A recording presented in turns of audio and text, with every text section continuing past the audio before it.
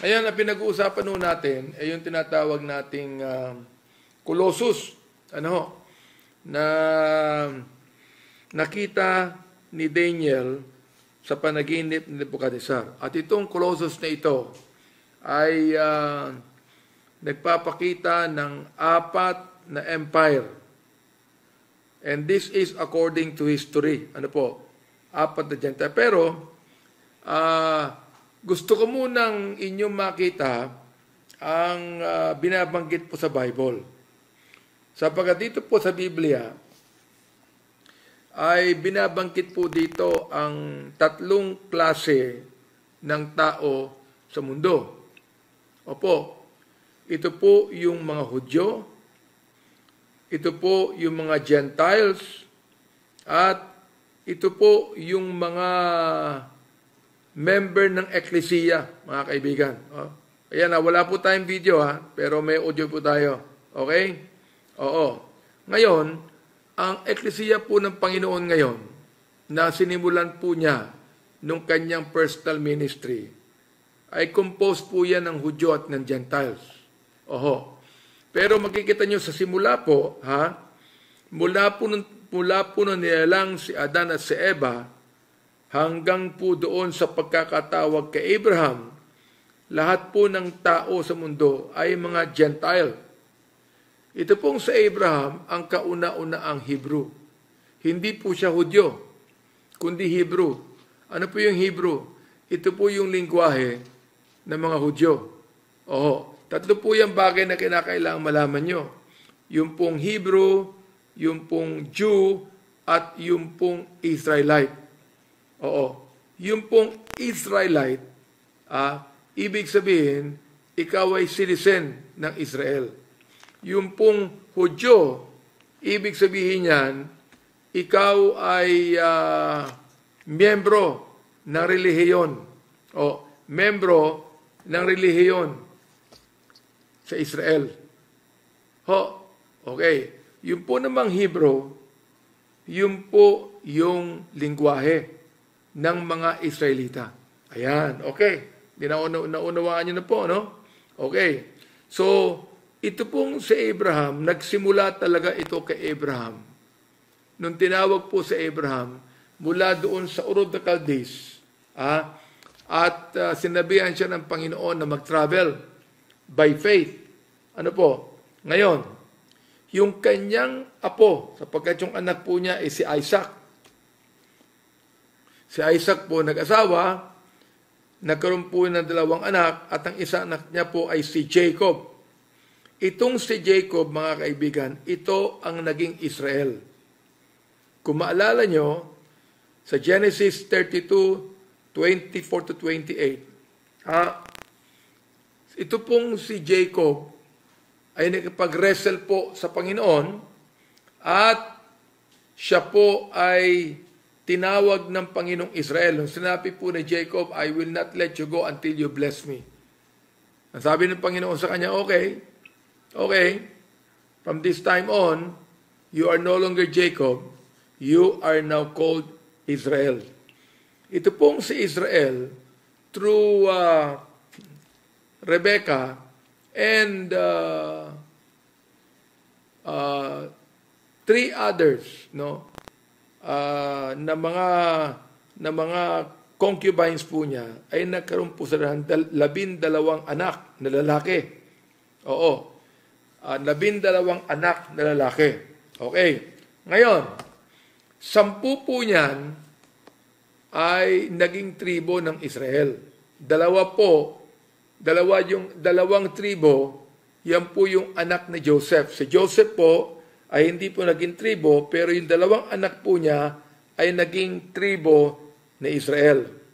Ngayon, pagkatapos po ng pangunguna ni King Solomon, si King Solomon po ay namatay, mga kaibigan. Itong 12 tribong ito, na-divide po ito. Na-divide. Yung 10 ay naging Israel, yung 2 na 2 tribo, Judah and Benjamin, ay nag-compose ng isang kingdom. That's the kingdom of Judah. Alright. So pagkatapos po ni Solomon, na-divide po ang Israel. The 10 tribes became the kingdom of Israel. The 2 tribes became the kingdom of Judah, mga kaibigan. Ngayon, in 721 BC, Israel was carried captive to Assyria. Carried captive to Assyria. In 606 BC, the kingdom of Judah was carried captive to Babylon. Yun na po yung simula na tinatawag nating unang-unang empire. Yun po yung tinatawag na Babylonian Empire. Ano po? Babylonian Empire. Okay. Now, when Judah, after 70 years, returned from captivity, a fair representation of the whole 12 tribes returned with them. Mula sa mga panahong yan, sila ay tinawag na mga Hudyo. Now, it is a given fact that the Jews were God's chosen people. Pero, nung sila po ay nahulog sa idolatry, nung sila po ay nagrebel sa Panginoon, sila po ay were carried into captivity. Yun na po ang tinatawag nating the times of the Gentiles, kung saan mga hentil na ang namumuno sa Israel, mga kaibigan. Pinahintulot po ng Panginoon yan upang makita po ng Israel ang kanilang napakalaking kasalanan sa Diyos. Okay. So God permitted the world power to pass into the hands of Nebuchadnezzar, the king of Babylon. Nangyari po ito 606 BC. Makapansin po nyo 606 BC, number 6 is the number of the beast. 666 is the number of the Antichrist. Tandaan po niya, okay? Now, ito na po nagsimula ang tinatawag nating the times of the Gentiles na sinabi ng Panginoon sa Luke 21 verse 24. Luke 21 verse 24. So, atin na po pag-usapan yung panaginip ni Nebuchadnezzar. Kaibigan, panaginip ni Nebuchadnezzar. According to the times of the Gentiles. Sa pangalawa pong taon ng pamumuno ni Nebu, siya po'y nanaginip. Nung siya po'y nagising, hindi niya maalala yung panaginip niya. Pero naalala siya na naginip siya.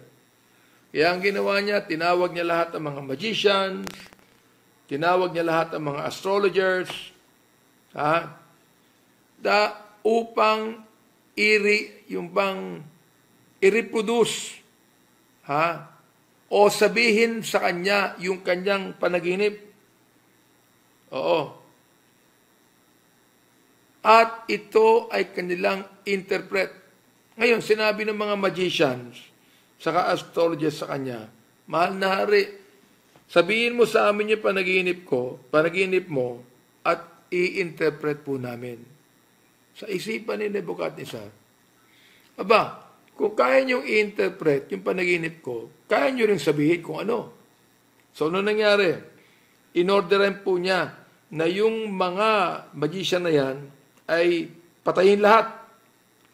Hindi lang po natuloy sapagkat si Daniel po ang nagsabi, bigyan niyo ako ng panahon, mahal na hari. Ibibigay ko sa iyo ang panaginip ninyo at yung interpretation ng inyong panaginip.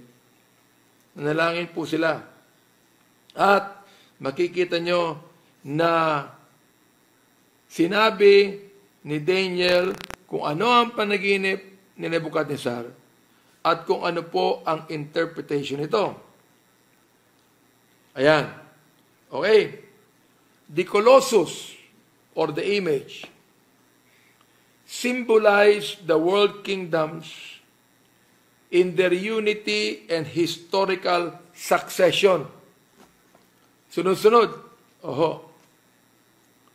Kaya nga po yung tinatawag natin sa panaginip ni Nebuchadnezzar, Gentile dominion is represented by a huge metallic man.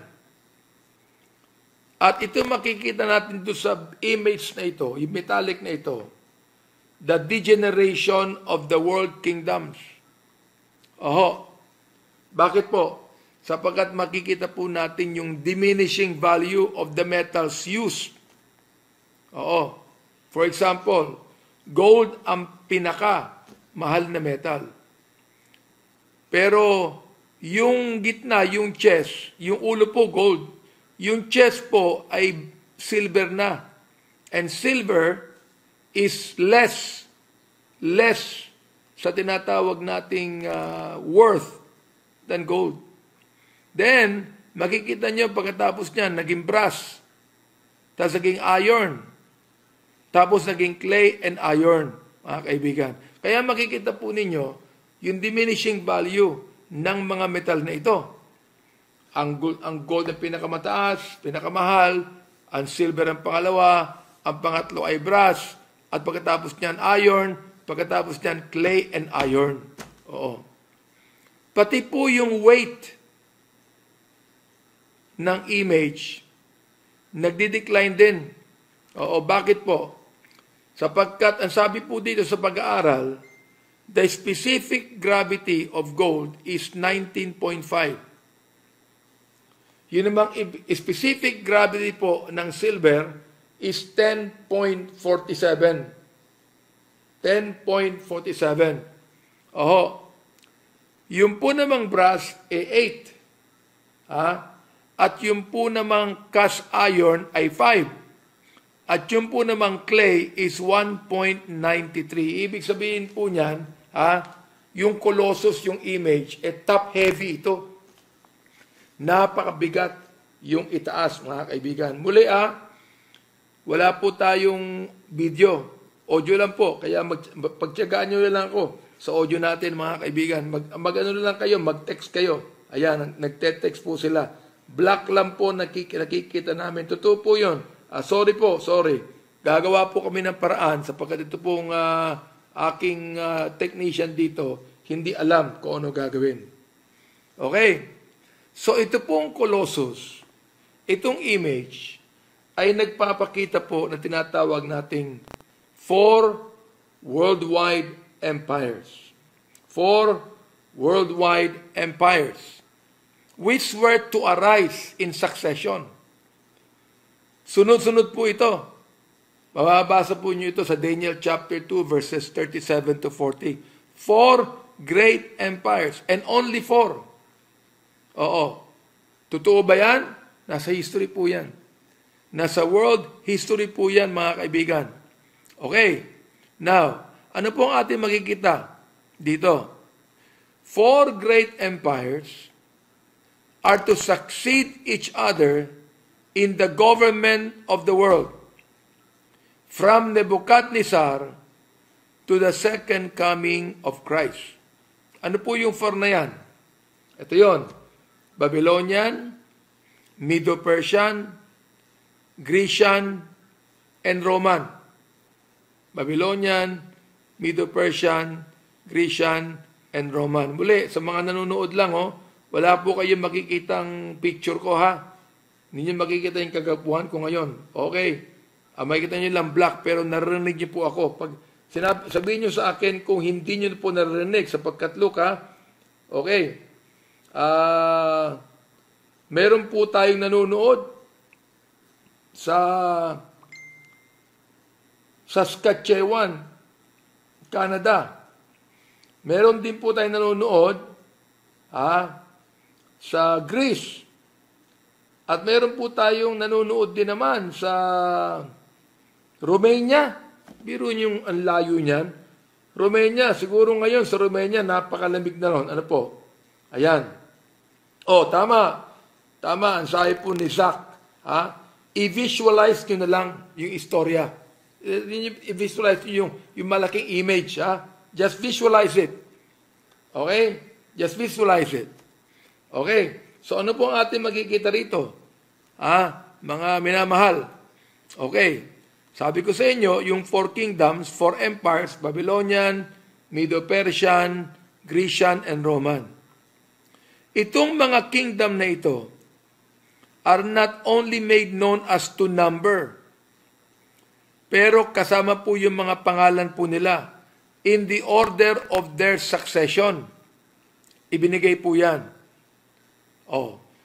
The first kingdom ay tinatawag na Babylon o Babylonian Empire.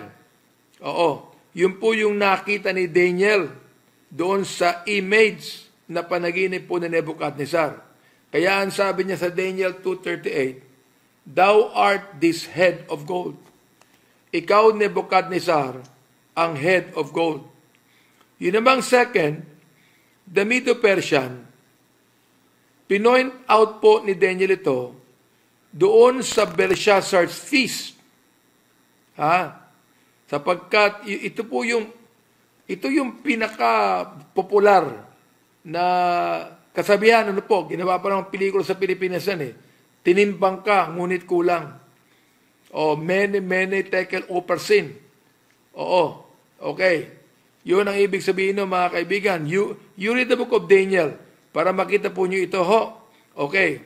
So, nung gabing yon, habang nag-i-enjoy po sa Belshazzar, habang sila ay nagkakaroon ng napakalaking piging at feasting at napakasamang piging mga kaibigan, dumating po si Darius, the Median, and he took the kingdom. Ito pong si Darius the Median, tinulungan po siya ng Persian. Kaya ang tawag po sa empire na yan, Medo-Persian, mga kaibigan. So makikita po nyo, ang diminishing value. Una, gold. Pangalawa ay silver.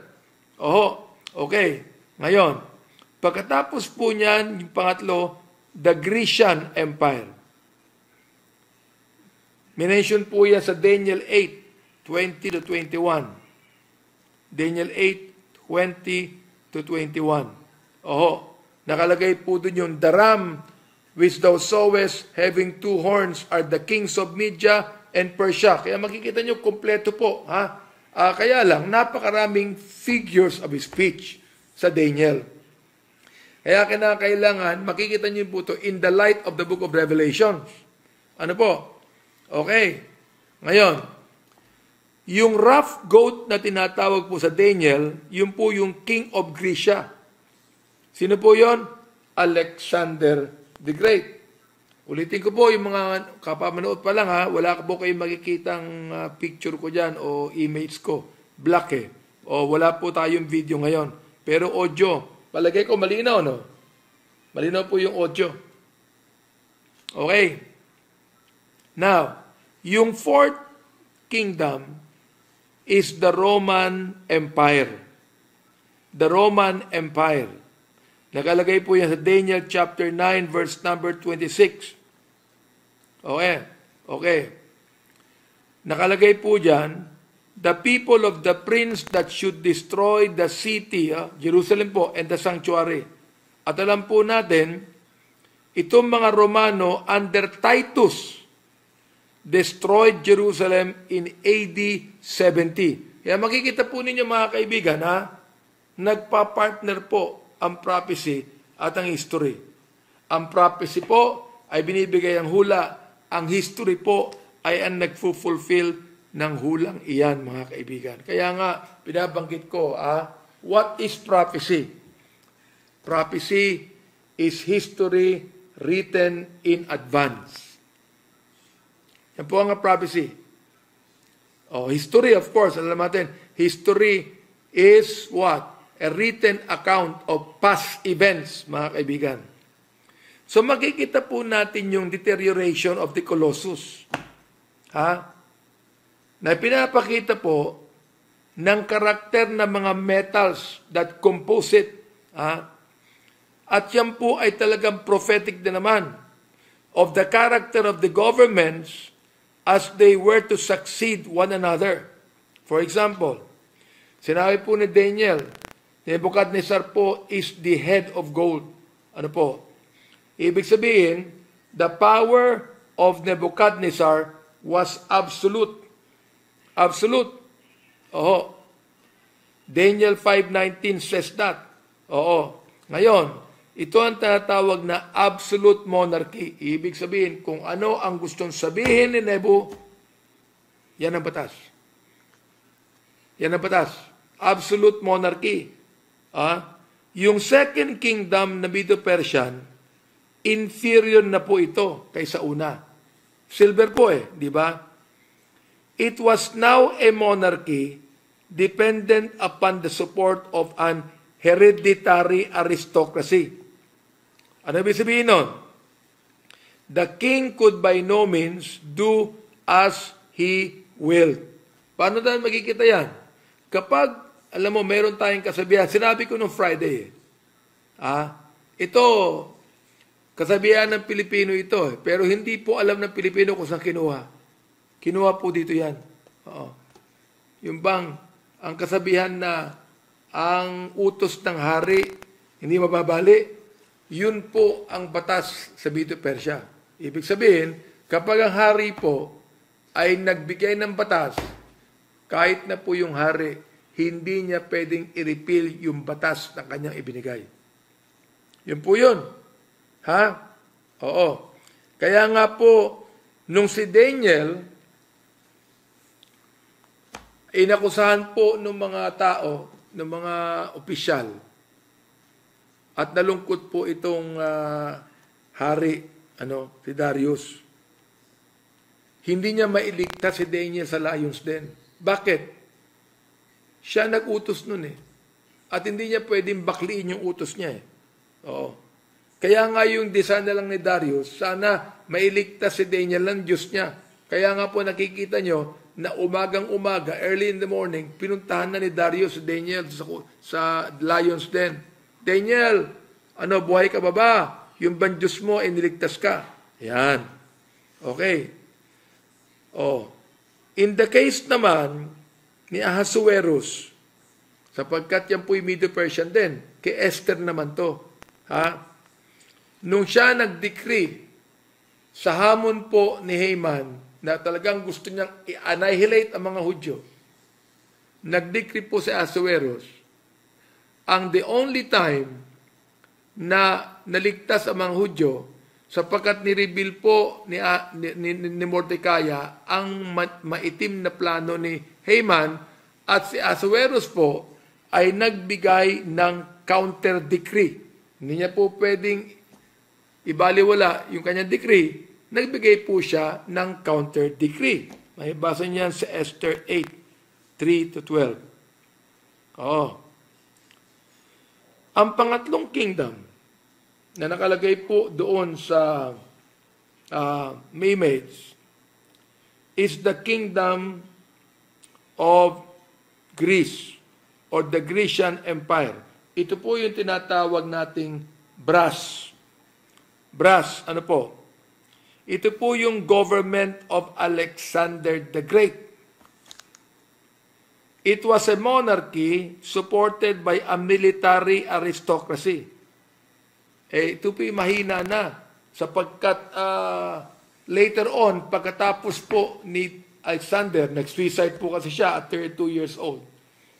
Military na ang humawak ng buong empire at pinaghati na po sa apat yan. Kaya makikita nyo, ang diminishing value ng mga metals, ang diminishing, ang tinatawag nating diminishing din ang kapangyarihan ng bawat empire, mga kaibigan. Oo. Now, the iron power of the fourth kingdom nagpapakita po ng further depreciation. Oo. Ito po yung Roman Empire. Bakit po? Bakit depreciation to? Just imagine, si Nebuchadnezzar, absolute monarchy. Tapos itong Medo-Persian, pwedeng kumuha ng batas yung hari, hindi pwedeng bakliin. Pwede niyang gawin, mag-counter-decree siya. Ang pangatlo naman po, Alexander the Great, napapaligiran po siya ng mga generals niya. Nung namatay siya, pinaghati-hati po ng mga general ang buong Grecian Empire. Ito naman pong iron power ng Roman Empire, Bakit po natin sinasabing nagde-depreciate? Iron na eh. Mula gold, silver, brass, iron. Ano bang ibig sabihin yan? Yung pong mga Caesars, yung mga emperor po, were nominally elected by the people. Ano po yun? Yun yung mga senador. May Senate po ang Roman Empire. Sinabi ko sa inyo nung Biyernes, ito pong Roman Empire na ito pong mga senador ng Roman Empire, ini-elect po ng tao yan. So anong ibig sabihin ng ini-elect ng tao? Ito yan. Pride po eh. Pride, ibig sabihin, may pride po yung tao na sila naglagay ng senador doon. Pinoto nila eh. May pride din naman yung senador na sila'y popular sa mga tao. Kaya sila po ay binoto. Pride. Later on, yung pride naging greed. Bakit po? Sapagkat doon nagsimula ang korupsyon. Doon nagsimula ang vote buying na yung pong tinatawag natin na posisyon sa Senado ay pwedeng bilhin sa mga tao. Kaya po hindi totoong nagsimula ang vote buying sa Pilipinas. Hindi po totoo yan, mga kaibigan. Sa lahat po ng democratic institusyon sa buong mundo na ini-elect po ang opisyal, malaki korupsyon dyan. Malaki po korupsyon. Malaki po ang vote buying dyan, mga kaibigan. Okay. So, ito na po. Makikita po nyo rito, the Caesars, ito po yung mga emperor, were merely called first magistrates of the state or generals. Sila po. Sila ang pinakamatapang, sila ang pinakamagaling. Kaya nagiging Caesar. For a long time, ang sabi po dito, they wear no diadem. Wala po silang tinatawag na crown na ginto na mayroong mga precious stones. Kundi ang kanilang sinusuot ay laurel crown. Makikita nyo, di ba? Laurel crown. Yung sinuot ni Balagtas. Parang suot ni Balagtas, mga kaibigan. Sinabi ko sa inyo, meron silang senado. So the people were neither allowed to legislate for them, nor to interfere with them. If a senator became too independent, he is banished. Doon din po nagsimula ang tinatawag nating coup d'etat at assassination po ng mga leaders. Kita nyo? Iron eh. Masyado nang depreciated. Okay. So, itong empire na ito remain metallic and coherent. Inuulit ko wala po tayo ritong video ngayon Iron is more perishable, more easily corroded or rusted than brass or silver or gold. Ang gold po, hindi kinakalawang yan. Ang silver, hindi din. Nakakaroon lang po ng dross ang silver. Pero hindi kinakalawang. Ang brass po, hindi rin po kinakalawang yan. Nagfe-fade lang po yan, pero pag yan pinolis mo na, makikita nyo uli ng kulay ng brass. Pero itong iron, kinakalawang po yan. Nagko-corrode po yan. Ayan. Yung iron nga, tapunan mo yan ng acid. Di ba? Napakadaling mawala niya, mga kaibigan. But in the form of steel, iron it is harder than any of them and cuts through every other metal. Ibig sabihin, gagawing alloy yan, gagawing steel po yan, mas matigas ang steel kaysa silver, kaysa brass, at kaysa gold. Yan po ang Rome. Na sila po ay tinatawag nating nanguna at nag-rule sa buong Roman Empire na tinatawag nating Iron Rule. Palagay ko, alam niyo po yung term na Iron Rule. Di ba? Okay. Pakikita niyo yung image, the Colossus grows weaker and weaker until the feet and the toes nung Colossus, is now a mixture of iron and clay. Yung pong paa, yung pong toes, is now a mixture of iron and clay. In other words, the government of those kingdoms degenerates, goes down from an absolute monarchy to an autocratic democracy, a form of government in which the people largely have the say. Kaya binabanggit ko po sa inyo mga kapatid, mga minamahal, na ngayon po ay nandun pa rin po tayo sa Roman Empire. Bakit po? Sapagkat democratic po halos lahat ng mga bansa. Kakaunti lang po sa mga bansa at tinatawag nating dictatorship. Karamihan po dyan, democratic na ho yan. Largely, the people have a say. Yun po yung sinasabi po sa Roman, Vox Populi, Vox Dei.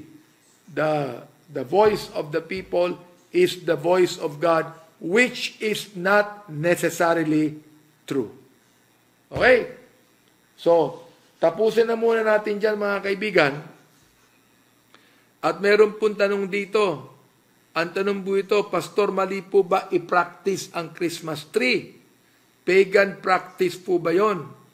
Ano bang ibig sabihin ng practice? Yung pong Christmas tree, pan-decoration lang yan. Ako, gusto ko yung tinatawag nating Christmas tree sa bahay. Magandang dekorasyon. Magandang dekorasyon. Oo. Kung yan ay sinimulan po, ng mga taong hindi naniniwala sa Diyos, hindi po ibig sabihin, sinasamba po yan ng tao. Ang Christmas tree, kahit kailan, hindi po yan naging Diyos-Diyosan. Hindi po yan sinasamba ng tao. Kaya pwede po kayong mag-Christmas tree sa bahay nyo. Magandang tingnan po yan. Ako nga, umorder po ako ng Christmas tree sa States. Talagang tunay. Para mangamoy naman na pine tree ang amoy sa bahay ko, mga kaibigan. Okay. Ito, may katanungan. Ito yung po yung katanungan Hindi po mali na magkaroon ng Christmas tree decoration. Hindi ko alam kung bakit practice ang sinasabi mo. The practice of Christmas tree. There's no such thing as the practice of Christmas tree. Sapagkat yan po ay dekorasyon lamang. Okay? It's 10:38 ng gabi mga kaibigan. Dahilan sa wala po tayong video, mag-e-end po tayo na maaga-aga. At itutuloy po natin itong pinag-uusapan na ito. Okay? Sana po natuto kayo. Sana po nakita po nyo ang lahat ng mga bagay na ito mga kaibigan. Sana po ito ay nagpakita sa inyo ng bagay na hindi nyo pa nakikita sa buong buhay nyo. At sana po ay naging matibay po ang inyong pananampalataya sa ating Panginoon. Alright? So ito po. Babay na po. Magandang gabi sa inyo lahat. Papalayan kayo ng ating Panginoon. Magkaroon kayo ng magandang kapahingahan ngayong gabi. Bye-bye and good night.